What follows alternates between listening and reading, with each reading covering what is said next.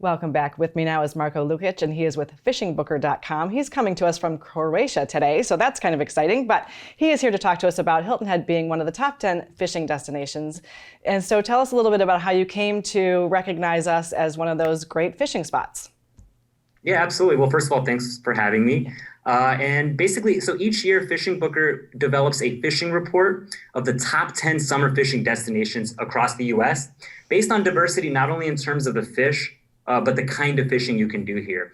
And these are based on data from our local fishing reports, bookings from our website, as well as other various angling reports. And we include both saltwater and freshwater destinations. And this year, Hilton Head was featured, really to no surprise, given not only how great the fishing is, but the variety of fishing you can do, but also just the overall opportunity to combine a fun family vacation with an exciting fishing trip. I mean, we're talking golf courses, beaches, beautiful nature, and of course, fishing is just one of the things you can throw in the pot. Yes, absolutely. And so much fun, as you mentioned. So tell us a little bit about the diversity here, because we have creeks and, out in the ocean and rivers and all kinds of things. So tell us a little bit about that diversity.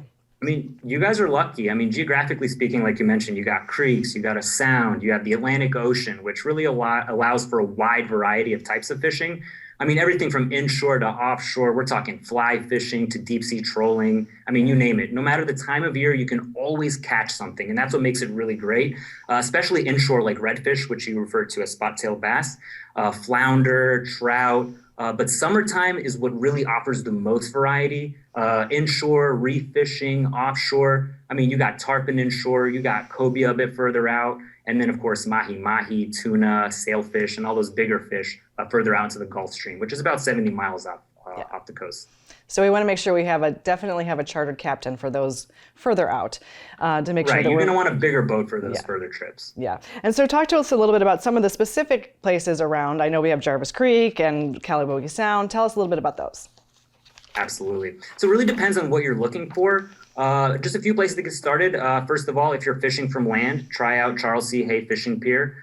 Just keep in mind that this is not a licensed pier, so you will need to buy a fishing license before you cast.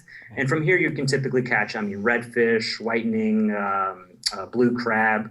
Like you mentioned, Jarvis Creek Park is really great if you're into freshwater fishing.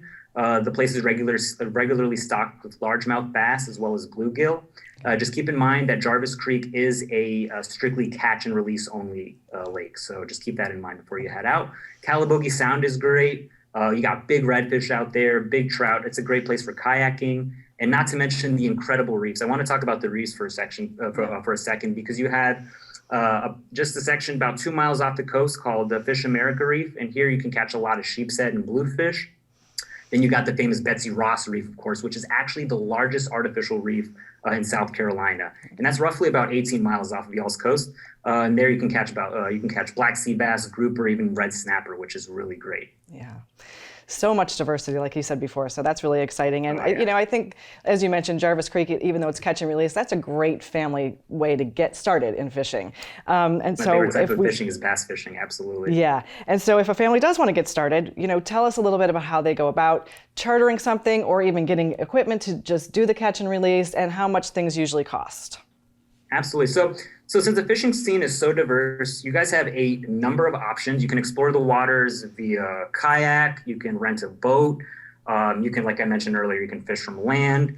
But you can also hop on a charter boat. And Fishing Booker has about 60 captains listed on Hilton Head Island at the moment. So a saltwater charter, what's great about it is you don't have to worry about getting a fishing license. It's already included in the trip. And the gear is usually always provided on board as well. If you're fishing on your own, you guys have bait and tackle shops out there. You can also purchase a fishing license from a registered bait and tackle shop as well. So it's really great. You guys have tons of options. Like I said, renting kayaks, renting a boat, or just hop on Fishing Booker and get a charter.